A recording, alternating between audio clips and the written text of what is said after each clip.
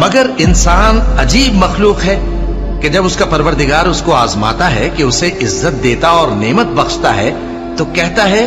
कि मेरे परवरदिगार ने मुझे इज्जत बख्शी, और जब दूसरी तरह आजमाता है कि उस पर रोजी तंग कर देता है तो कहता है कि मेरे परवरदिगार ने मुझे जलील किया। यूं नहीं, बल्कि तुम लोग यतीम की खातिर नहीं करते और न मिस्कीन को खाना खिलाने की तरगीब देते हो, और मीरास के माल को समेट कर खा जाते हो और माल को बहुत ही अजीज रखते हो। यूं नहीं, जब जमीन कूट कूट कर बराबर कर दी जाएगी और तुम्हारा परवरदिगार जलवा फरमा होगा और फरिश्ते कितार दर कितार आ जाएंगे और दोज़ख उस दिन सामने लाई जाएगी, तो इंसान उस दिन सोचेगा,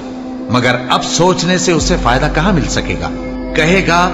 काश मैंने अपनी इस जिंदगी के लिए कुछ आगे भेजा होता, तो उस दिन न कोई अल्लाह के